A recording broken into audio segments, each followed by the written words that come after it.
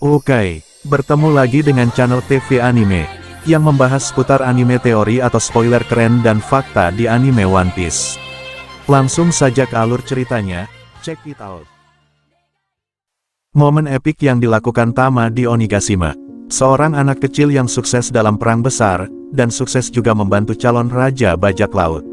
Oke, langsung saja ke ceritanya. Cerita dimulai. Otama adalah sosok anak kecil yang pertama kali muncul. Dia diperkenalkan sebagai salah satu penduduk Wano yang harus menderita. Otama harus kelaparan karena kurangnya bahan makanan. Dia hanya dianggap sebagai sosok anak kecil biasa, sampai kemudian dia muncul dan menunjukkan kemampuan buah iblisnya di penjara udon, yaitu Kibi Dango. Otama bisa mengeluarkan dango manis dari pipinya. Dari situlah Tama akan memiliki peran yang penting di arc Wano dan juga di pertempuran Onigashima. Dan hal ini ternyata terbukti. Ada beberapa aksi yang dilakukan oleh seorang Tama yang menunjukkan bahwa Tama memang memiliki peran penting dalam pertempurannya. Apa saja? Lanjut. 1. Menyelamatkan Usopp dan Nami. Di chapter 995 para fans dikejutkan oleh kemunculan sosok lainnya di Onigashima, yang tidak lain adalah Otama. Otama bersama Komachiyo datang dan berhasil menyelamatkan Nami yang berada dalam sekapan ulti, dan hampir saja mati terkena serangan kepala ulti. Kemunculan Tama mengejutkan para pembaca karena tidak ada yang menyangka bahwa Tama bisa muncul di peperangan besar seperti di Onigashima.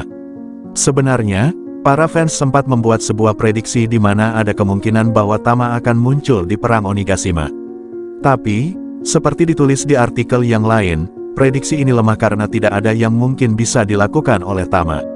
Dia masih sangat kecil untuk terlibat dalam pertarungan dan tidak punya kemampuan bertarung sehingga rasanya tidak mungkin Tama ikut terlibat di perang ini. Namun, terbukti bahwa asumsi tersebut salah dan Tama menjadi penyelamat Usopp dan Nami. 2. Membantu Usopp dan Nami kabur. Setelah berhasil menyelamatkan Nami dan Usopp dari Page One dan ulti, Tama membantu keduanya untuk kabur dari kedua Flying Six tersebut. Tanpa adanya Tama dan Komachiyo, mungkin nasib Usopp dan Nami sudah akan berakhir dengan tragis. Hal ini bisa dilihat meskipun mereka berlari di atas punggung Komachiyo, Page One masih bisa mengejar mereka, yang artinya kecepatan Page One sangatlah luar biasa. 3. Berhasil menjinakkan sebagian besar Gifter.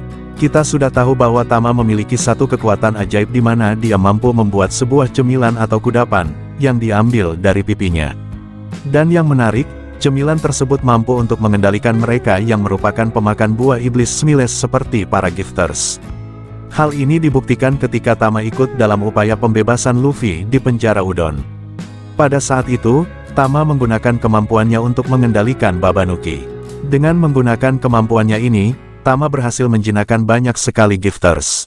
Seperti diperlihatkan di chapter 996, Tama mempersiapkan sebanyak mungkin Kibi Dango untuk diberikan kepada para Gifters. Dengan begitu, para Gifters akan berada di bawah kendalinya dan akan menjadi tambahan pasukan baru bagi kelompok aliansi Luffy. 4. Berhasil menjinakkan Big Mom.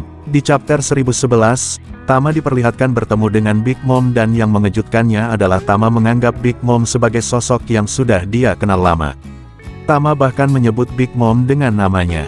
Yang menarik adalah sifat Big Mom yang langsung berubah drastis saat bertemu dengan Tama. Big Mom yang tadinya emosi terhadap Nami dan Usopp, langsung berubah manis di hadapan Tama. Menurut Prometheus, ketika Big Mom bertemu dengan anak kecil berusia 10 tahun maka dia akan menunjukkan sisi keibuannya. Dan ternyata Linlin sempat ditolong oleh Tama dan Otsuru ketika dia hilang ingatan, dengan memberikan Oshiruko. Padahal, tidak ada banyak bahan makanan saat itu di kota Okobore. Sayangnya, Big Mom kembali marah, kemudian menganggap Tama juga tidak tahu berterima kasih setelah dia lebih memilih bersama Nami dan Usopp. 5. Mengalahkan Page One. Tama memang tidak secara langsung mengalahkan Page One, namun secara tidak langsung dialah yang sudah membuat Page One tidak sadarkan diri setelah diserang oleh Big Mom.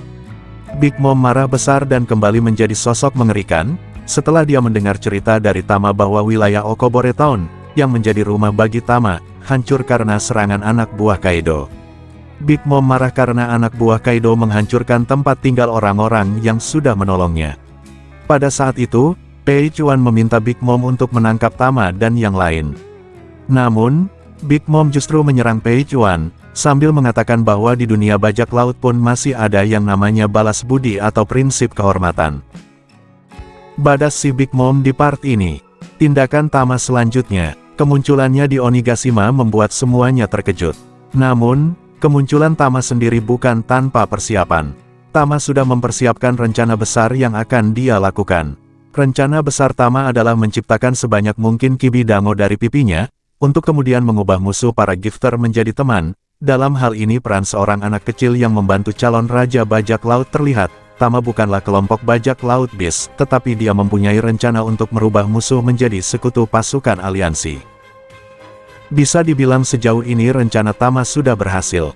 Ada banyak gifters yang berhasil Tama kendalikan, dan sekarang mereka berada di pihak Tama. Di chapter 1016, Usopp berhasil menangkap Bao Huang yang menyiarkan pengumuman ke seluruh Onigashima. Tama sendiri sudah mulai berbicara.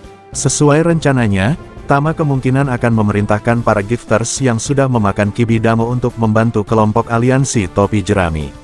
Dan karena rencana ini, Tama jadi bisa mengembalikan keadaan. Buah Iblis OP milik Tama.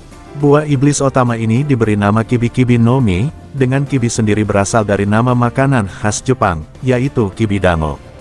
Kalau kalian pernah mendengar dongeng Momotaro, Momotaro dikisahkan menggunakan Kibi Dango untuk membuat 3 ekor hewan, yaitu anjing, monyet, dan burung pegar menjadi pengikut setianya. Jadi, kemungkinan besar kekuatan Kibi-Kibi no Mi ini terinspirasi dari Kibi Dango dalam kisah Momotaro tersebut. Dan yang tak kalah epik juga di sini, dan ternyata Tama juga sangat menyayangi bawahannya. Kita bisa lihat episode 1068, disitulah kasih sayang seorang Tama terlihat. Walaupun bawahannya hanyalah seekor binatang, tapi Tama terlihat mengkhawatirkannya dan Tama juga memanggil nama mereka dengan panggilan, Hihimaru, Komachio, dan Tama pun berterima kasih pada Hihimaru dan Komachio, serta mengucapkan, kalian berdua sangat hebat. Tama berperan sangat hebat, walaupun dia seorang anak kecil. Nah begitulah yang bisa kami ceritakan, mohon maaf jika ada narasi yang kurang tepat ataupun kata-kata yang kurang berkenan, terima kasih.